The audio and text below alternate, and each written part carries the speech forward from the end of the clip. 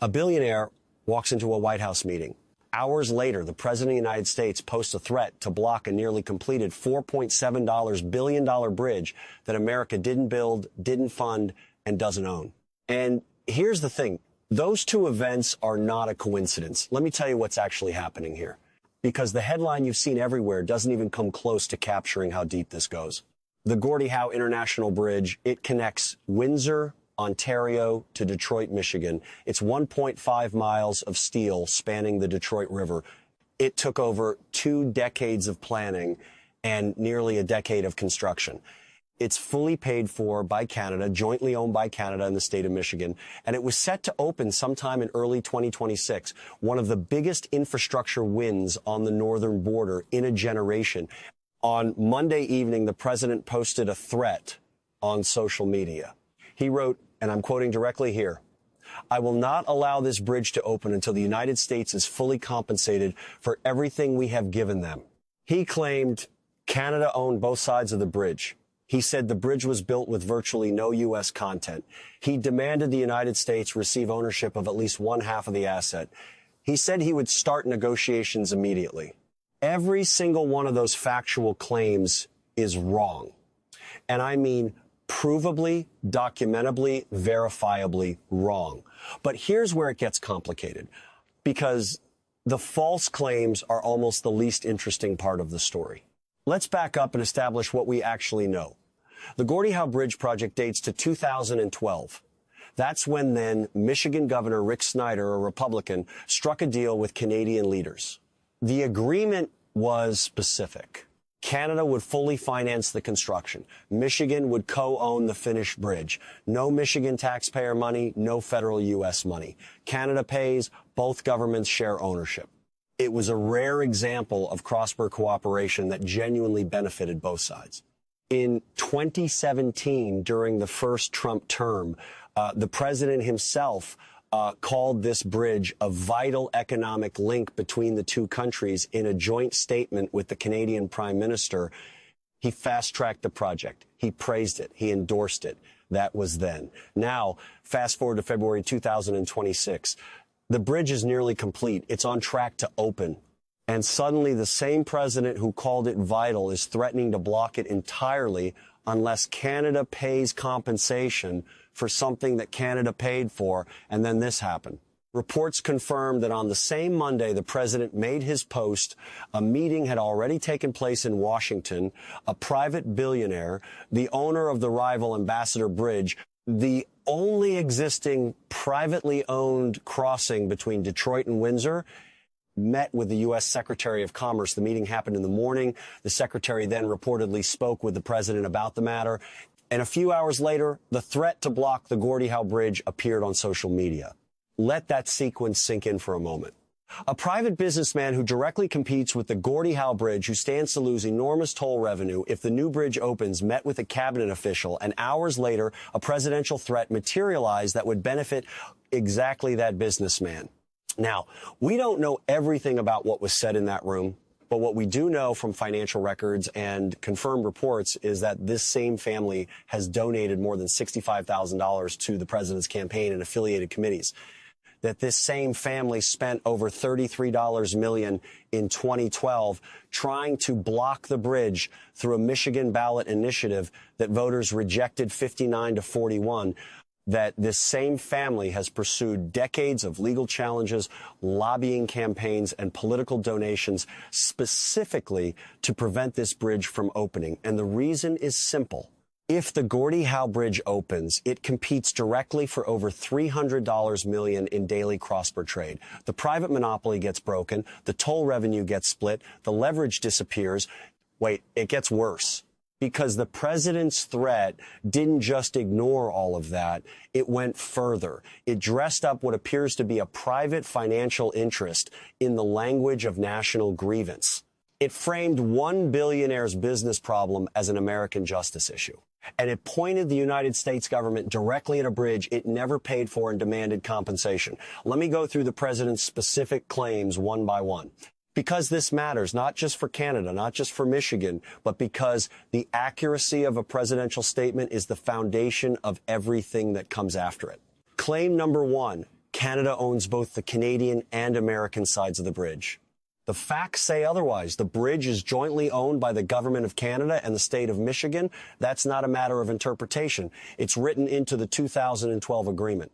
It was confirmed again this week by the Windsor-Detroit Bridge Authority, the bational organization created specifically to govern this crossing. Michigan co-owns the bridge. The state of Michigan is literally a partner in this asset. Claim number 2, the bridge was built with virtually no U.S. content, also false. American steel was used in the construction on the Michigan side of the river. American workers were employed throughout the project. Multiple officials, including the mayor of Windsor, Ontario, confirmed this publicly this week. The Windsor mayor called the claim just insane. Former Governor Snyder confirmed American involvement. The Bridge Authority confirmed it. Claim number 3, the United States is owed compensation for what exactly? What did the United States give? Canada financed the project. The cost is confirmed at over $4.7 billion. No American federal dollars were spent. No American taxpayer funded this. The United States was offered co-ownership through Michigan under the 2012 deal, and Michigan accepted. That agreement is the compensation. Michigan gets a stake in a $4.7 billion asset without having spent a single federal dollar on it. The latest information shows that Canadian Prime Minister Mark Carney spoke directly with the president this week to walk through these facts. Carney told reporters afterward, Canada paid for the construction. Ownership is shared with Michigan. American steel and American workers were involved. He described it as a great example of cooperation between our countries. Now, what I'm about to show you changes the whole picture. And because it's not just about the bridge, the president's post also referenced Canada wanting to make a trade deal with China. And that's real. Earlier this year, Canadian Prime Minister Carney visited Beijing, and the two countries announced what they called a new strategic partnership. Canada moved to ease some tariff restrictions on Chinese electric vehicles. China indicated it would reduce barriers on Canadian canola, lobster, and peas. From Canada's perspective, this is basic economic strategy. If your largest trading partner starts an unpredictable trade war, imposes tariffs, threatens annexation, weaponizes economic tools, you start building alternative relationships. You diversify. You reduce exposure. You protect your own economy. From Washington's perspective, particularly this administration's perspective, that move looks like a threat. And the president responded by warning of 100% tariffs on all Canadian goods if Canada proceeds with any deal that he says would allow China closer access to the United States through Canada. But here's what nobody's talking about. The bridge actually matters for exactly this reason. The Gordy Bridge is a critical piece of infrastructure for the automotive supply chain. Cars built in Michigan and Ontario move parts across that border multiple times before a vehicle is finished. The Windsor-Detroit trade corridor handles over $300 million in commerce every single day. Michigan's auto industry, its manufacturing base, its supply chains, all of it depends on that crossing functioning efficiently. Blocking it doesn't hurt Canada first. It hurts Michigan first. That point was made publicly and forcefully this week by both of Michigan's Democratic senators.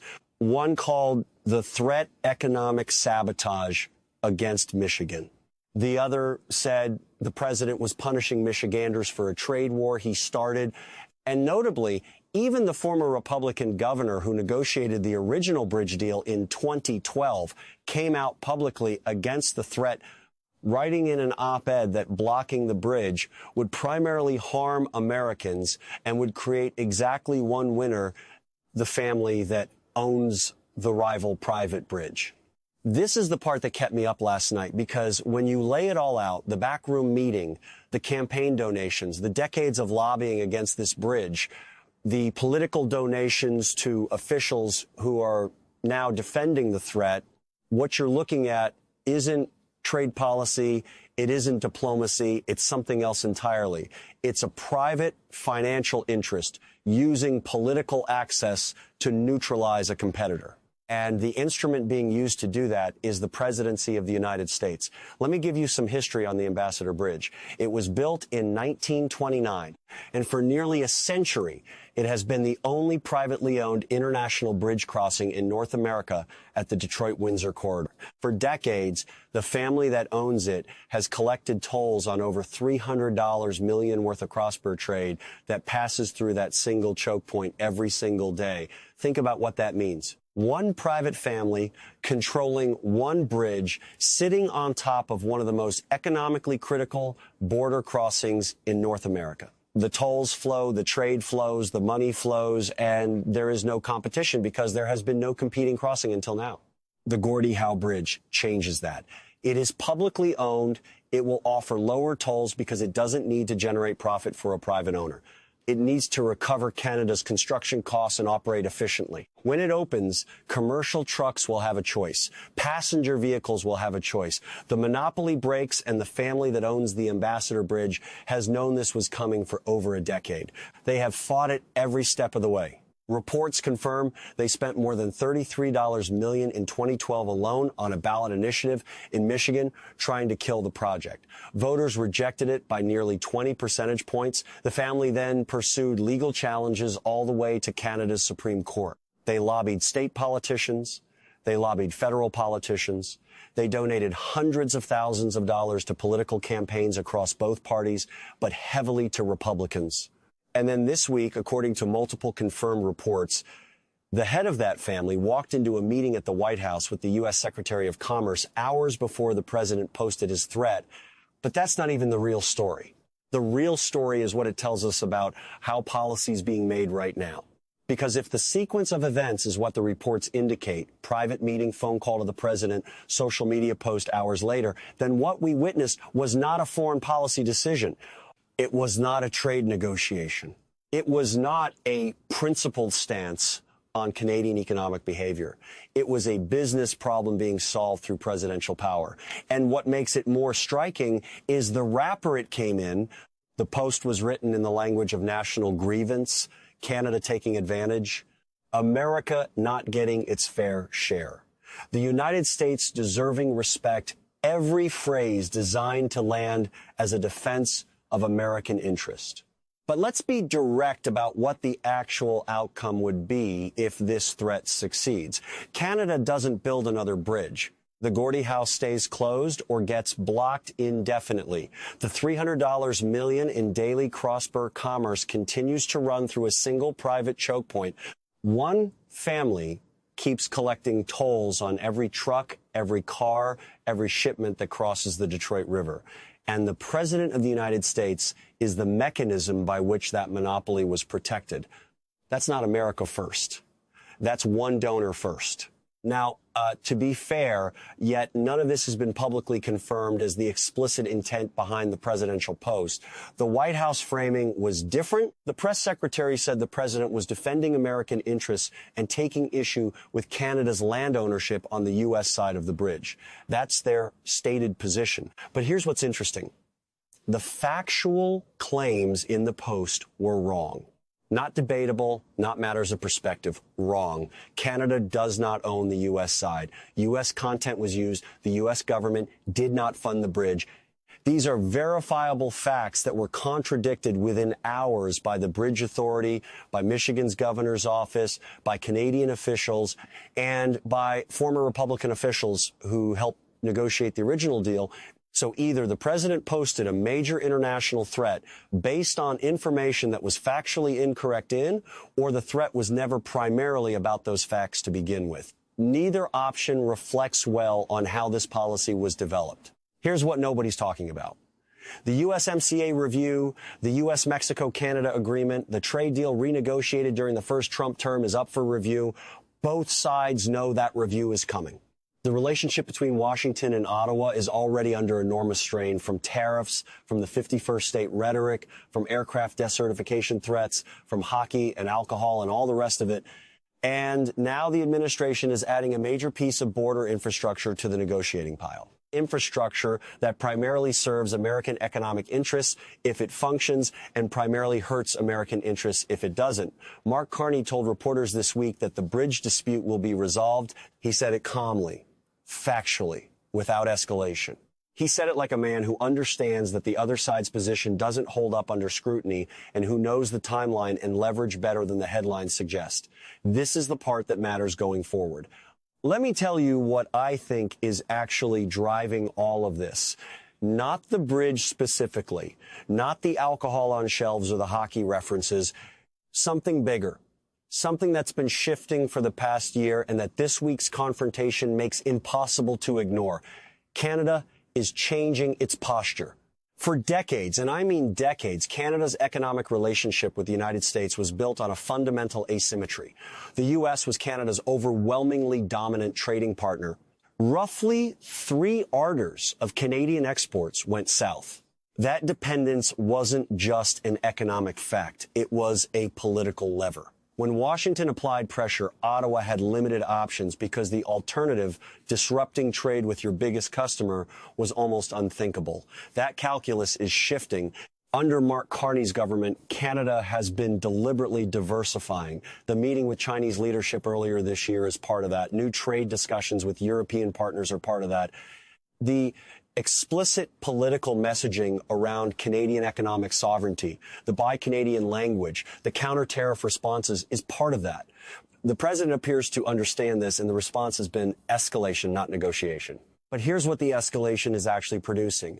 Every threat, every false claim, every demand for compensation on a bridge Canada built, each one accelerates the diversification it claims to oppose. Canada doesn't need to be convinced to look for alternative partners when its primary partner is posting social media threats about blocking bridges and calling for annexation. The case makes itself. Ontario Premier Doug Ford put it plainly this week.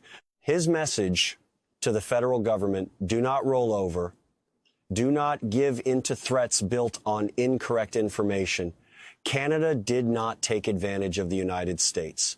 And accepting that framing as the baseline for negotiations would be a strategic and factual concession that Canada doesn't owe. Ford also said something important about credibility. He questioned openly whether the threat would actually materialize, not because of goodwill, but because of political self-interest. Because blocking the Gordie Howe Bridge doesn't just hurt Canada, it directly hits Michigan's auto supply chains. It raises costs for American businesses. It creates uncertainty in a corridor that handles tens of billions of dollars in annual trade. And it would hand Canada a ready-made justification for accelerating precisely the China trade relationship the president says he opposes. The people who would suffer first and most visibly from this decision are voters in Michigan, Ohio, and the broader Midwest. Auto workers, truckers, manufacturing employees, people whose livelihoods depend on efficient cross-border logistics, not on who collects the tolls. Several Michigan officials this week, from the governor's office to state senators to former governors, made that explicit. This is not abstract. This is supply chains. This is factory floors. This is prices at the dealership. The Gordie Howe Bridge was supposed to be a solution to border congestion that costs American businesses money every single day. Blocking it makes that problem worse. And former Governor Snyder's op-ed was perhaps the most cutting piece of analysis I've seen on this. He helped create the bridge deal. He's a Republican, and he wrote plainly this week that if the bridge gets blocked, there is exactly one winner. Not America, not Michigan, not workers or manufacturers or consumers. One family, one private bridge, one monopoly restored. Sources are now confirming that the White House has not specified any mechanism for how the bridge would actually be blocked. The press secretary doubled down on the threat Tuesday, but offered no specifics. The Bridge Authority confirmed it remains on track for opening in early 2026. Canada confirmed it remains on track. Michigan's governor said the bridge is going to open, which raises a real question about what this threat was actually for. If it doesn't produce compensation and there's no legal basis for demanding it, if it doesn't stop the bridge from opening and there's no clear mechanism to block it, if it doesn't derail Canada's growing trade relationship with China, which has been months in the making, then what was the threat actually for? The answer may be simpler than it looks. Noise. Pressure. Leverage ahead of the USMCA review. A reminder that any Canadian infrastructure project, any trade move, any diplomatic decision can be turned into a flashpoint at a moment's notice. That kind of unpredictability becomes a tool even when the claims behind it don't hold up. But leverage has a shelf life, and it fades